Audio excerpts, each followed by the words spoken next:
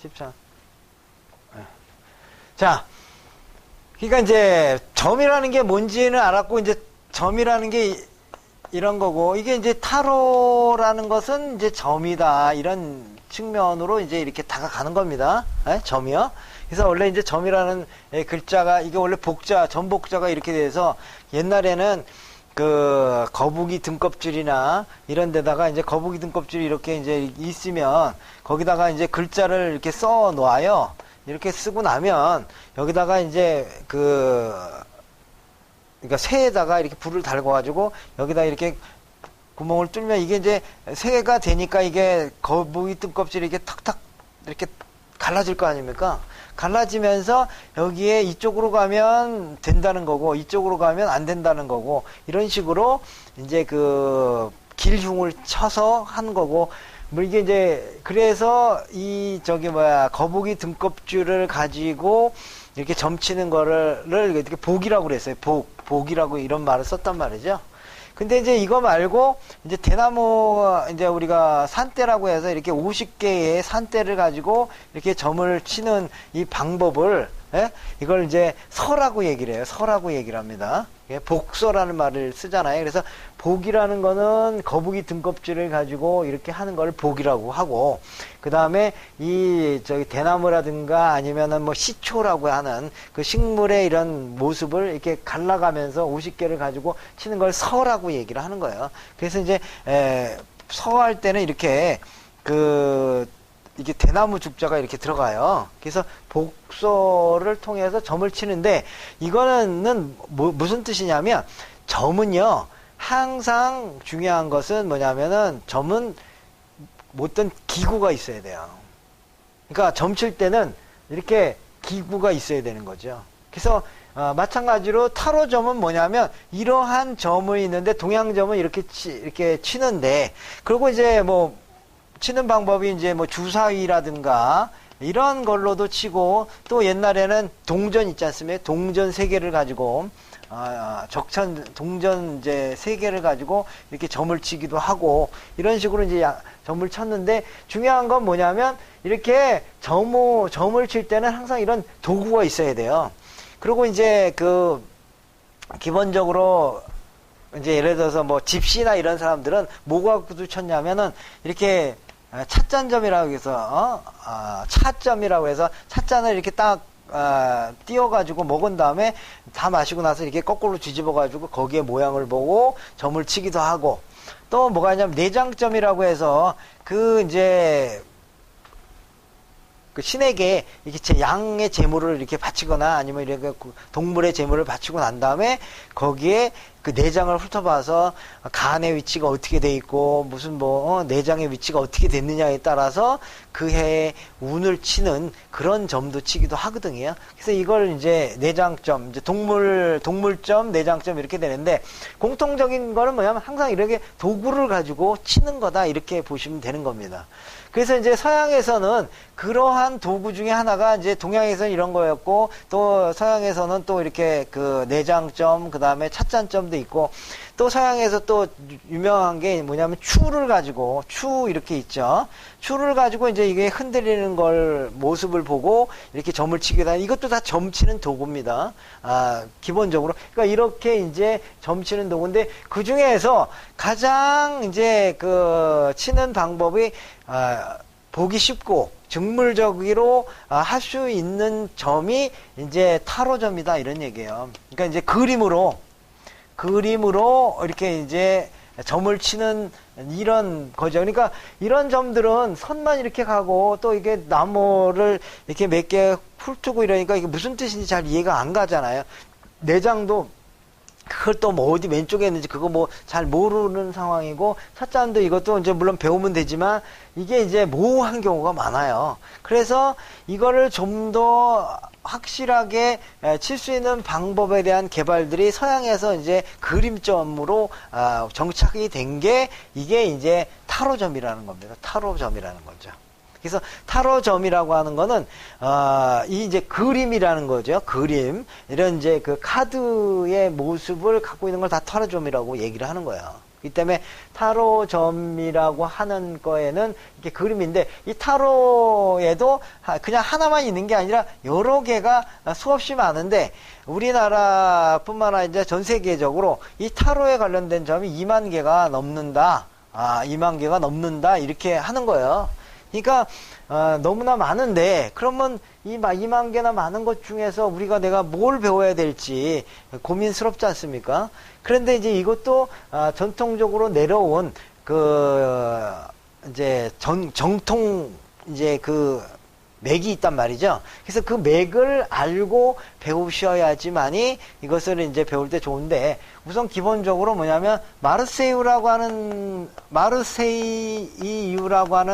타로 카드가 있고, 두 번째는 이제 이 마르세유 카드는 이제 옛날 타로 카드의 이제 어떤 원형적인 부분을 갖고 있는 게 마르세유 타로 카드라는 겁니다. 그래서 나중에 이제 마르세유 카드도 이렇게 보여드릴 거고 이런 거지만, 우선 이게 이제 아주 옛날 전통으로 이렇게 내려오는 아주 오래된 원형적인 타로가 마르세유 카드인데, 그래서 이제 이 당시에 마르세유가 있다고 하더라도 이게 한 종류만 있는 게 아니고 여러 종류가 많고 그림이 조금씩 다르지만 그래도 그 기본 원형을 유지했다, 이렇게 보는 거고요. 요게 이제 현대로 오면서 타로 카드를 이제 나온 게 뭐냐면 웨이트 계통의 이제 라이더 웨이트라고 하는 이 카드가 이제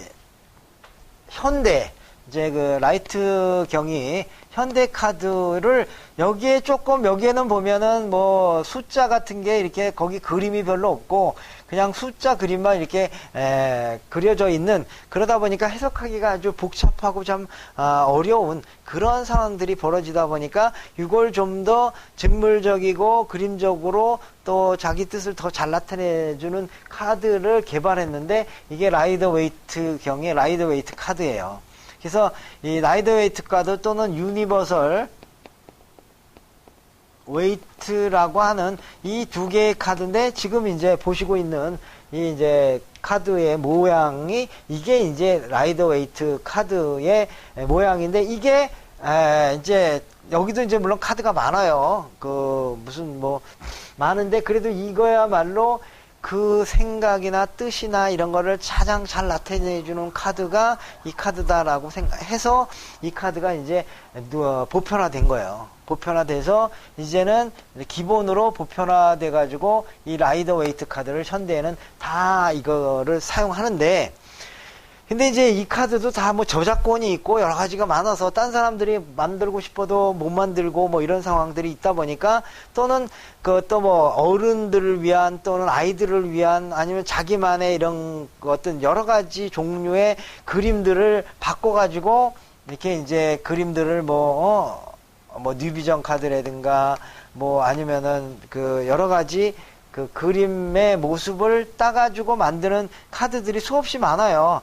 이게 이제 이런 라이트 웨이트가 붙어 있는 카드는 다 이 타로 카드의 원형을 약간 변형했을 뿐이지 그 내용이나 이런 거는 다 여기서 이제 된 거다, 이런 얘기입니다. 그렇기 때문에 라이더 웨이트 카드를 배우면, 기본적으로 배워놓으면 다른 카드들은 그냥 이게 풀 카드구나, 또 매지시안 카드구나, 또 하이프레스 카드라든가 아니면 이런 여러 가지 카드들의 의미가 비슷하기 때문에 그런 뜻으로 사용이 되겠구나라고 생각을 해서, 그게 이제 이 라이더 웨이트 카드를 배우는 것이 진짜 한꺼번에 여러 개의 카드를 운영할 수 있기 때문에 이제 여기서 수업에서는 라이더 웨이트 카드를 이렇게 배우는 겁니다. 그렇기 때문에 그림이 뭐 여러 종류의 카드의 그림이 있지만, 이 그림이 어찌 보면 제일 질리지 않고, 그러면서도 거기에 사람의 삶을 살아가는데 상징적인 부분에 대한 걸 아주 잘 이제 드러내는 카드다 보니까, 이 카드만 잘 배우시고 나면 다른 카드들은 이제 이거 배운 거에 이제 반만 힘을 들여도 빨리빨리 배울 수 있다, 이렇게 이제 보는 겁니다. 그래서 일단 라이트웨이트 카드는 딱 잘 이해해 주시면서 하시는 것이 가장 좋다. 이렇게 보는 겁니다. 그래서 라이트웨이트 카드는 어떻게 구분이 되어 있느냐 하면 웨이트 이제 타로 카드는 이제 구분이 어떻게 되어 있냐면 이제 78장으로 되어 있는데 78장으로 되어 있거든요. 모두 78장으로 되어 있는데 그 78장을 분류해 보면 메이저 카드가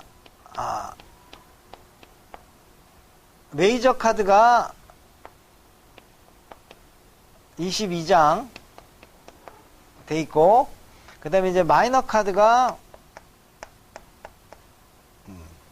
이게 이제 56장이거든요.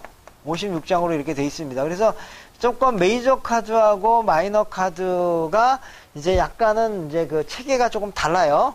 그렇기 때문에 메이저 카드 22장, 그 다음에 마이너 카드 56장이 이렇게 돼 있는데, 그 중에서도 이제 마이너 카드도 두 종류로 나눠져요. 두 종류로 나눠지는데, 하나는 이제 그 숫자 카드라고 해서 1번에서부터 10번까지 돼 있는데, 이게 이제 4 종류의 카드로 나타나기 때문에 요게 이제 40장이 되는 거죠. 40장이 되는 겁니다. 그래서 숫자 카드 1번에서 10번까지 해서 요게 이제 4원소로 뭐 컵 카드, 그 다음에 저기 지팡이 카드, 그 다음에 이제 펜타클 카드, 그 다음에 검 카드, 이런 4종류의 카드를 해서 이게 40장이 되는 거고, 또 여기 숫자 카드 말고 뭐가 있냐면 궁정 카드라고 있어요. 궁정 카드.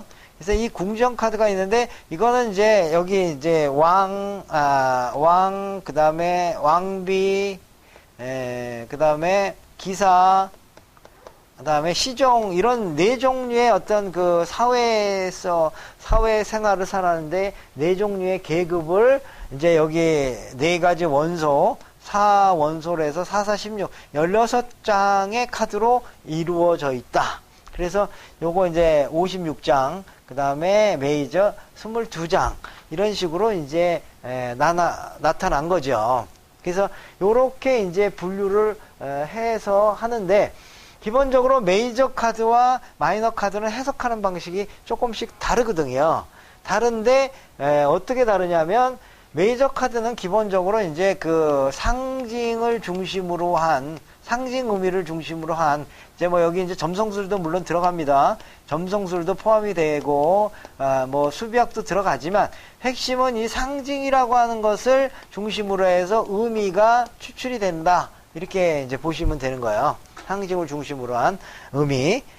그렇게 됐고, 또 그리고 이제 마이너 카드는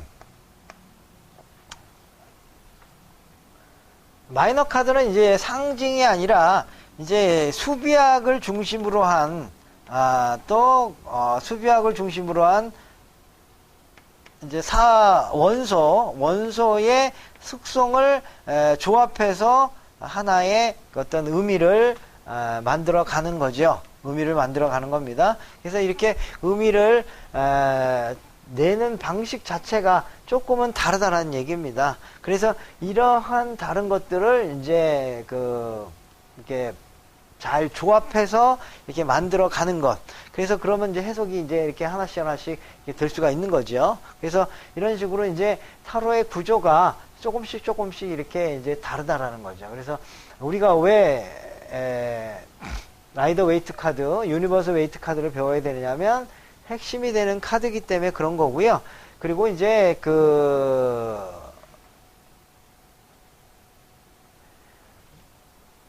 이걸 배워놓으면 다른 것들도 다 배울 수 있다라는 거고, 그리고 지금까지 점치는 여러 가지 방법 중에 있는데, 타로 카드가 제일, 시각적으로 보기에, 좋은 그런 카드이기 때문에, 그래서 이제 라이더 웨이트를 배우면 된다. 이런 얘기입니다.